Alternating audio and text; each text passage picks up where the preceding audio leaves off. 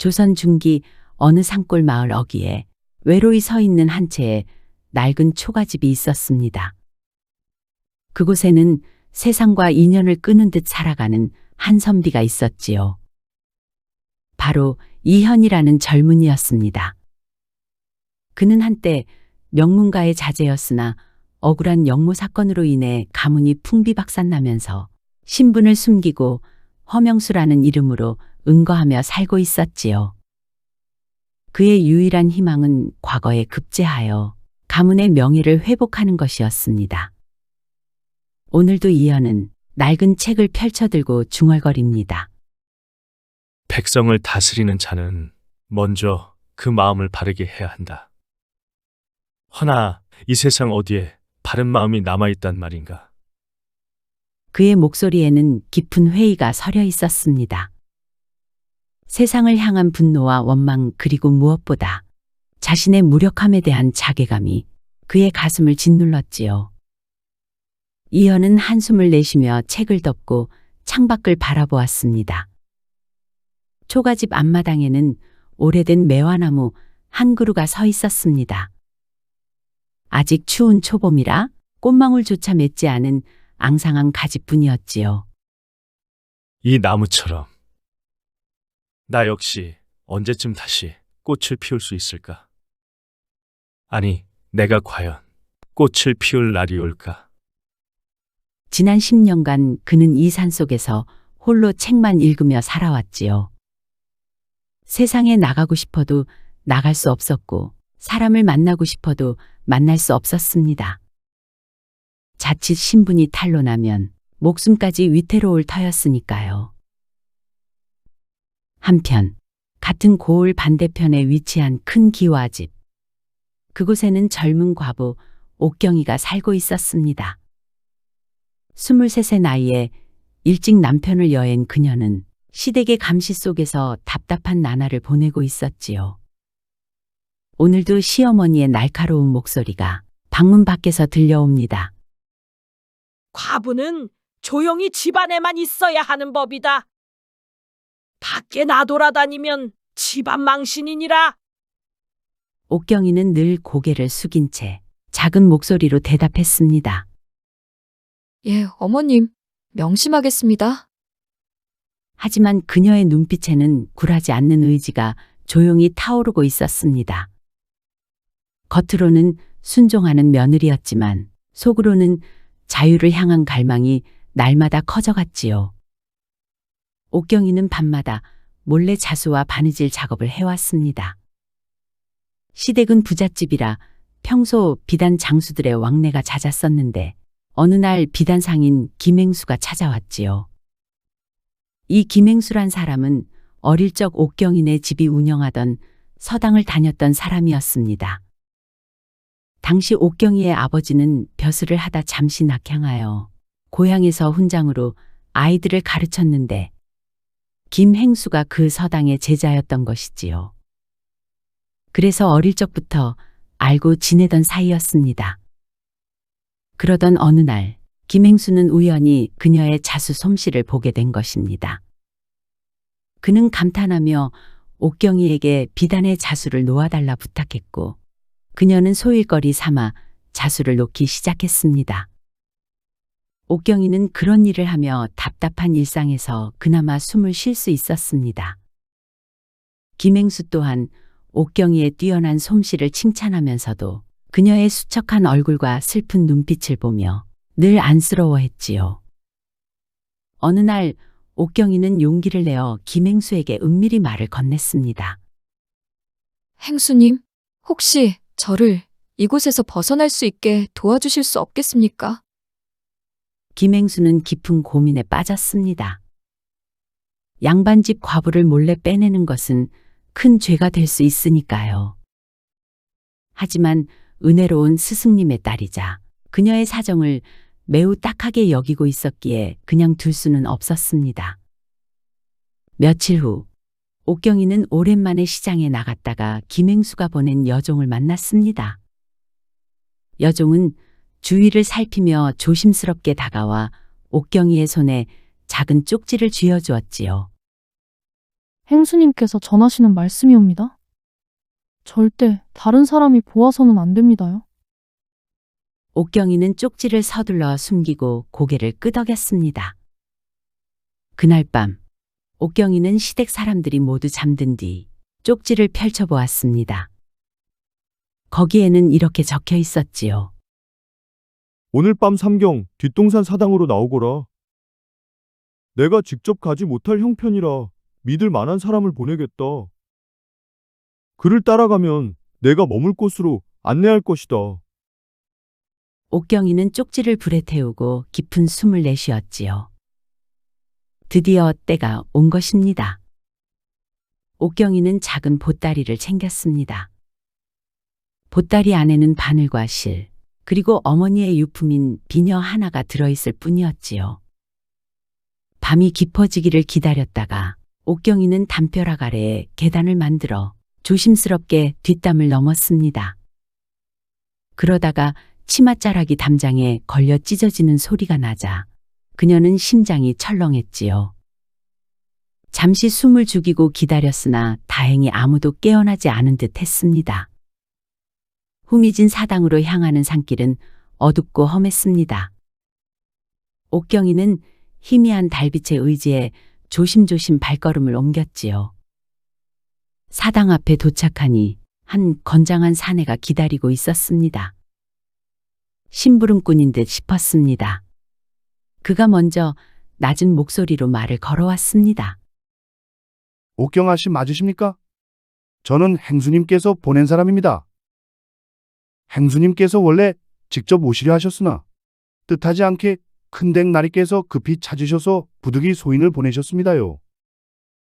그리고 저 아씨께서 각오가 되었는지 다시 한번 물어보라 하셨습니다.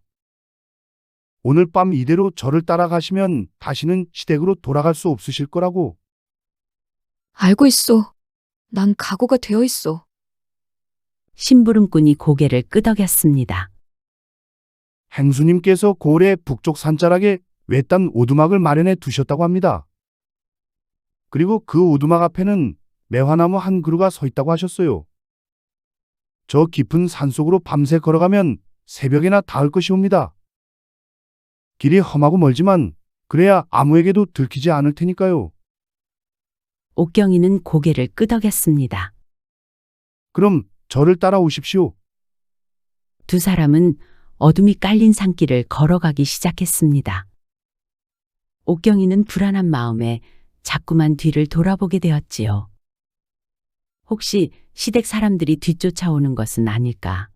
혹시 이 심부름꾼 사내가 나를 어디론가 팔아넘기려는 것은 아닐까? 온갖 두려운 생각이 머릿속을 스쳐갔습니다. 한 시즌쯤 걸었을까 옥경이의 발이 아프기 시작했습니다. 하지만 심부름꾼은 쉬지 않고 앞서 걸었지요. 조금만 더 힘을 내십시오. 아직 한참 더 가야 합니다요. 옥경이는 이를 악물고 따라갔습니다. 얼마나 더 걸었을까? 동쪽 하늘이 희미하게 밝아오기 시작했습니다. 새벽이 다가오고 있었던 거죠. 저기입니다. 심부름꾼이 앞을 가리켰습니다.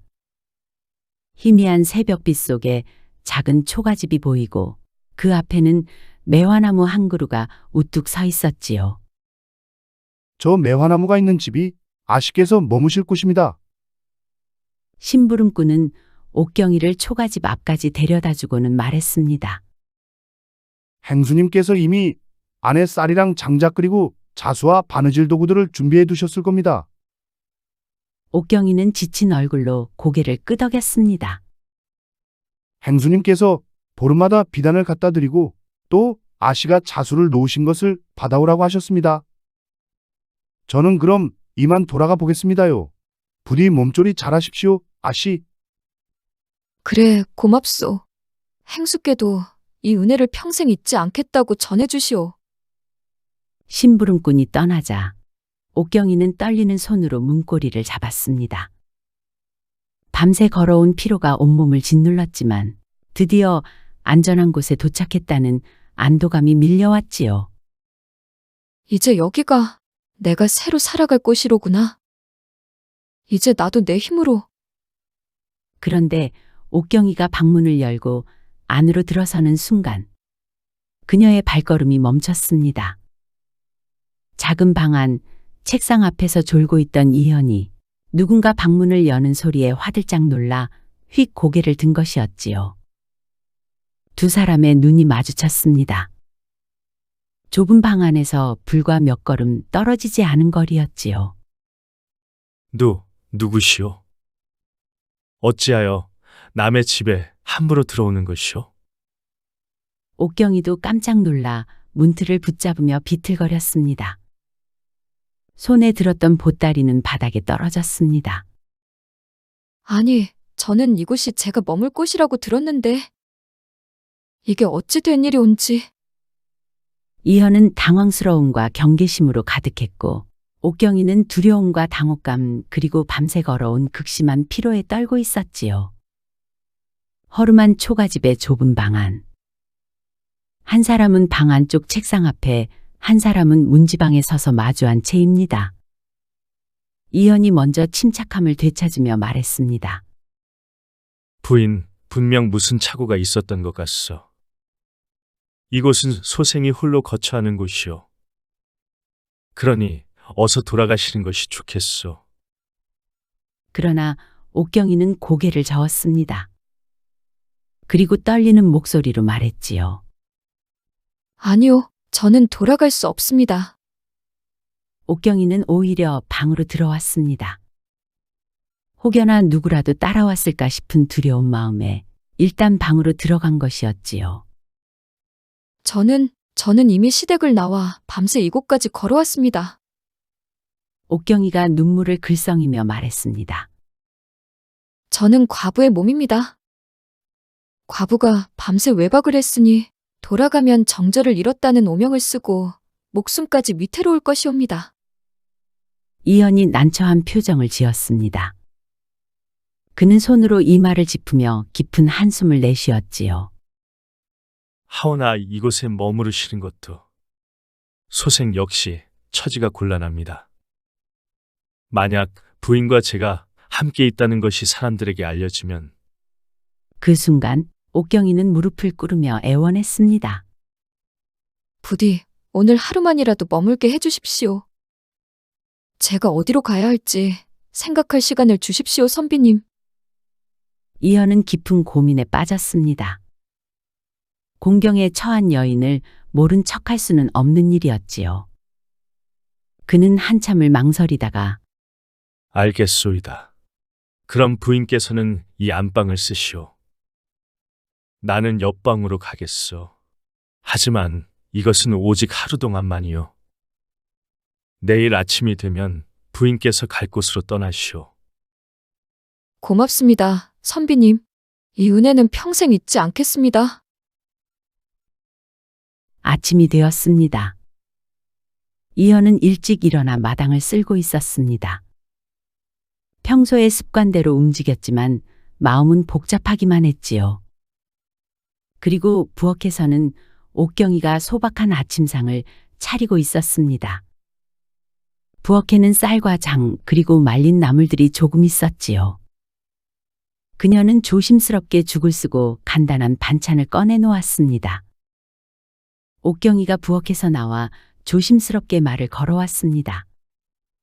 선비님, 다시 한번 정말 송구합니다. 이현이 빗자루를 세우고는 괜찮습니다. 부인께서도 난처하셨을 것이오. 소찬이나마 아침상을 차렸습니다. 드시고 말씀하시지요.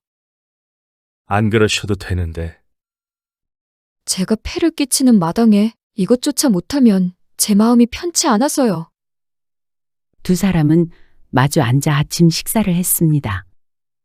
어색한 침묵이 흘렀지요. 한참 만에 이현이 먼저 입을 열었습니다. 부인, 무슨 사연인지 물어봐도 되겠습니까? 제가 아는 분께 은신할 곳을 부탁했었습니다. 분명 집 앞에 매화나무가 있는 집이라 하셨거든요. 매화나무라. 그렇다면 혹시 선비님, 혹시 이 근처에 매화나무가 있는 집이 또 있습니까? 이현이 턱을 쓸어내리며 생각에 잠겼습니다. 소생이 알기로는 이 산자락에 매화나무가 있는 집이 둘이 있어. 하나는 이곳이고 또 하나는 여기서 북쪽으로 1식경쯤 더 가야 있는 빈 오두막이요. 옥경이의 얼굴이 환해졌습니다. 그렇다면 그곳이 제가 가야 할 곳이로군요.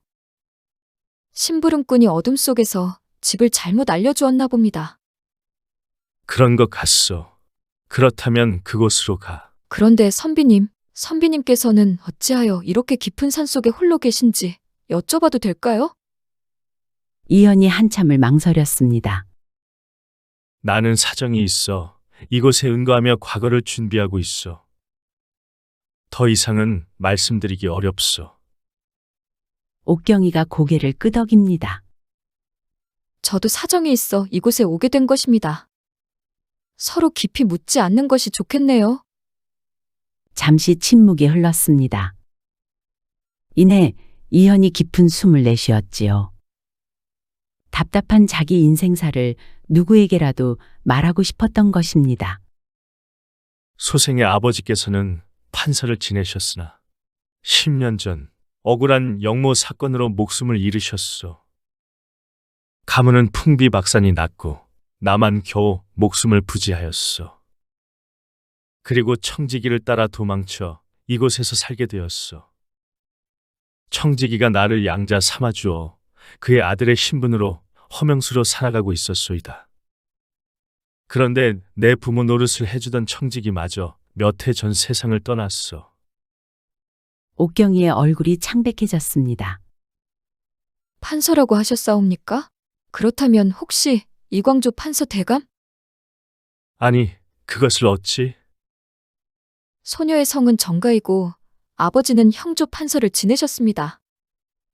10년 전 영모 사건으로 이 판서 대감님과 함께 화를 당하셨지요. 이현의 얼굴에는 믿을 수 없다는 표정이 가득했지요. 정 판서대감의 따님이시라니. 부인, 이것이 어찌 우연이겠소? 분명 하늘이 우리를 이끈 것이오. 어찌 이런 일이? 나도 기억하오. 아버님께서는 정판서대감님을 형님처럼 따르셨소. 두 분은 과거에 동기로 급제하셨고 평생을 함께 조정을 섬기셨지요. 옥경이가 조심스럽게 물었습니다. 그런데 영모 사건의 진상은 여전히 밝혀지지 않는 겁니까?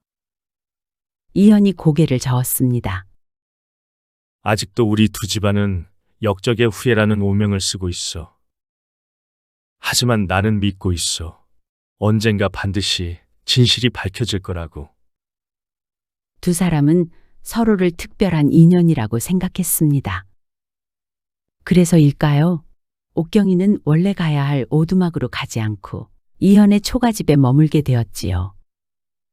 이 사실은 보름마다 찾아온 심부름꾼을 통해 김행수에게도 전해졌습니다. 어느 달 밝은 밤, 두 사람은 마당에 앉아 이야기를 나눴습니다. 이현이 진지한 표정으로 옥경이를 바라보았지요. 부인, 예, 나으리. 이현이 단정히 앉아 정중하게 말했습니다. 부인에게 꼭 할 말이 있어. 무슨 말씀이십니까? 우리 정식으로 부부의 연을 맺읍시다. 두 집안의 원한을 함께 풀어갑시다. 나으리, 저는 이미 과부의 몸이옵니다. 난 개의치 않소. 부인의 인품과 의지를 보았소. 우리가 함께한다면 잘 살 것이고 또 두 집안의 명예도 되찾을 수 있을 것이오. 옥경이는 고개를 끄덕였습니다. 고맙소.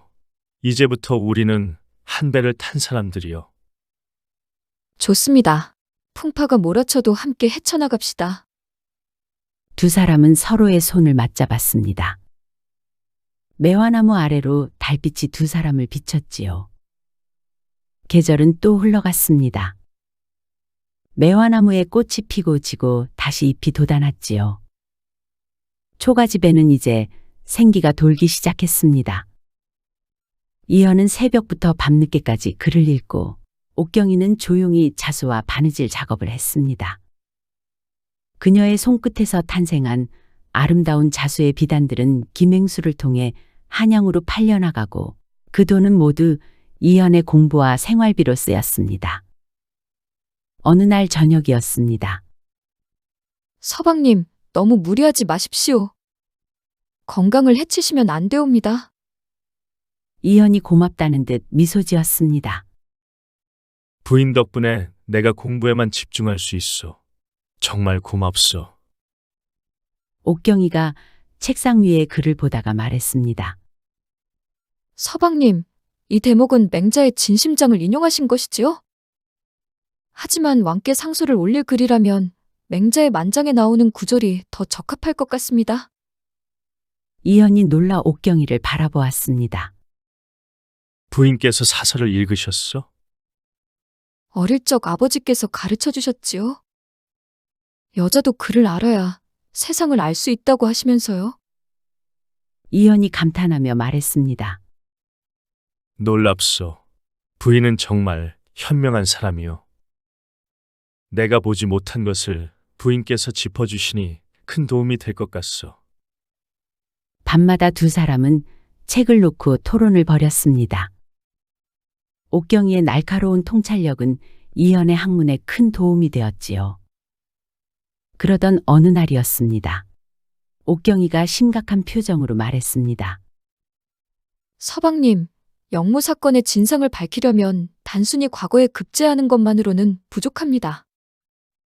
당시 사건 기록을 면밀히 분석하고 증거를 모아야 할 것 같아요. 이현이 고개를 끄덕였습니다. 옳은 말씀이요. 하나 어디서부터 시작해야 할지. 친정에 아버지께서 남기신 서찰이 있을지도 모르겠어요. 그 안에 사건의 진실이 담겨 있을지도 제가 한번 알아보겠습니다. 안 돼요. 너무 위험하오. 혹시라도 들키기라도 한다면 부인의 목숨이 위태로울 것이오.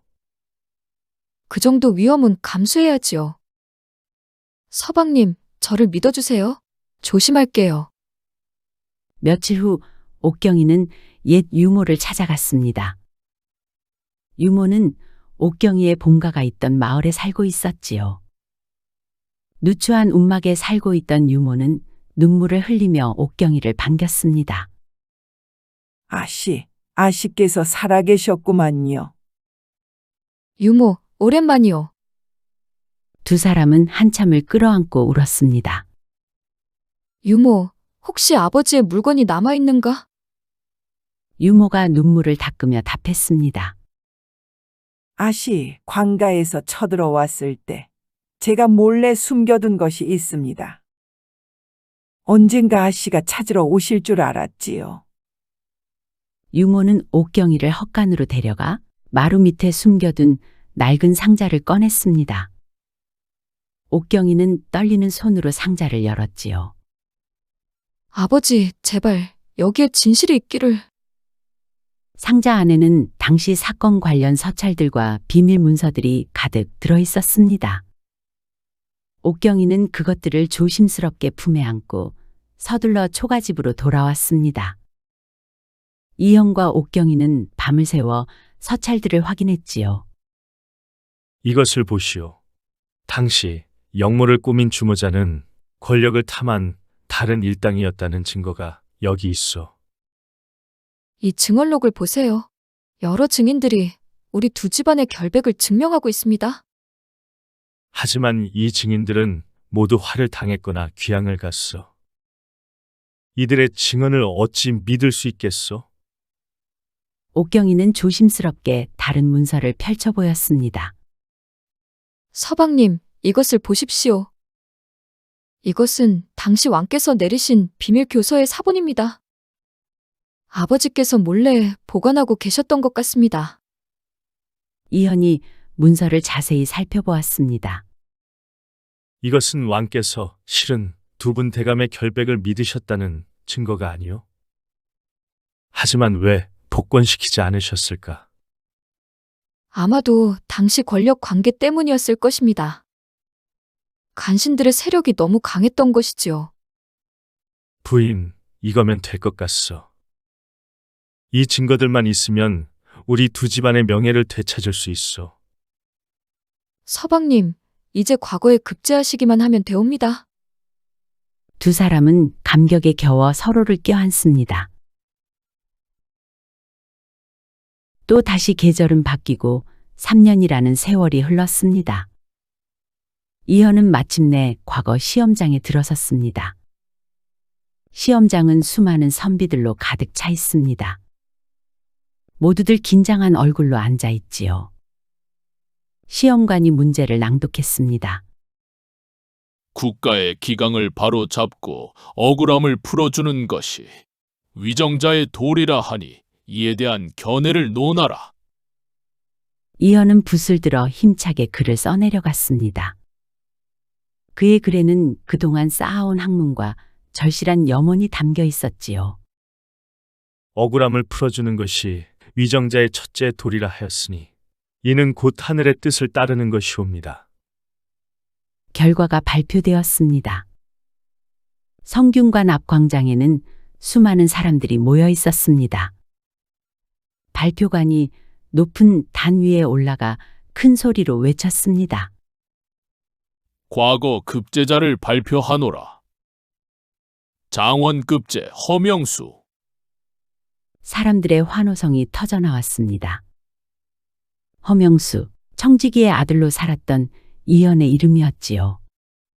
내가 장원급제를 하다니. 이현은 이 기쁜 소식을 안고 초가집으로 돌아왔습니다. 옥경이가 기쁨의 눈물을 흘리며 맞이했지요. 부인이 없었다면 불가능한 일이었어. 이제 우리 가문의 명예를 되찾을 차례요. 그는 옥경이가 찾아온 증거 문서들을 정리하여 상소문을 작성했습니다. 장원급제한 이현은 왕을 아련할 기회를 얻었지요. 궁궐안 이현은 무릎을 꿇고 왕 앞에 나아갔습니다. 이현은 목숨을 걸고 절절한 목소리로 말했습니다. 전하, 소신의 가문은 10여 년 전 억울하게 영모의 누명을 쓰고 풍비박산이 났습니다. 하오나 이제 진실을 밝힐 증거를 찾았사옵니다. 부디 살펴주소서. 왕은 문서들을 꼼꼼히 살펴보았습니다. 한참의 침묵이 흐른 뒤 왕이 입을 열었습니다. 경의 상소와 이 증거들을 보니 심상치 않구나. 의금부로 하여금 이 사건을 다시 조사하도록 하라. 진실이 밝혀지면 마땅히 잘못을 바로잡으리라. 전하의 은혜에 감사드리옵니다. 석 달의 시간이 흘렀습니다. 의금부의 재조사 결과 영모 사건이 간신들의 모함이었음이 밝혀졌습니다. 왕이 다시 이현을 불러 말했습니다. 경의 집안과 정판서의 집안이 모두 결백함이 밝혀졌노라. 즉시 복권하고 명예를 회복시키도록 하라. 성은이 만극하옵니다. 궁궐 밖에서 소식을 기다리던 옥경이에게 이현이 달려왔습니다. 부인, 우리가 해냈어. 옥경이는 그 자리에 주저앉아 눈물을 흘렸습니다. 서방님, 정말 이제야 아버지의 원통함을 풀어드리게 되었나이다. 이현이 옥경이를 일으켜 세우며 말했습니다. 이제 더 이상 숨어 살 필요가 없어. 나도 이제 허명수가 아니라 이현으로 살 수 있어. 봄이 왔습니다. 초가집 앞에 매화나무에 하얀 꽃들이 활짝 피어났습니다. 이현과 옥경이는 그 나무 아래 서서 꽃을 바라보았습니다. 서방님, 이 매화나무, 이 나무가 우리를 맺어주었지요. 그때 심부름꾼이 길을 잘못 찾지 않았더라면 우리는 평생 만나지 못했겠죠? 그것은 잘못이 아니라 운명이었어. 하늘이 우리를 이끈 것이오. 이 매화나무가 바로 그 증인이요. 두 사람은 흐뭇하게 웃었습니다. 그리고 더 이상은 슬픔 없이 행복하게 오래오래 잘 살았다고 합니다.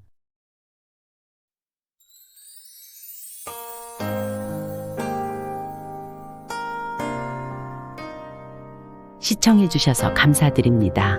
지금까지 사랑방 이야기였습니다. 항상 건강하시고 행복하시고 만사형통하시고 평안하시고 꽃길만 걸으시고 좋은 일들만 가득하시기 바랍니다. 마지막으로 구독, 좋아요도 눌러주세요. 더 재미있는 이야기로 찾아뵙겠습니다.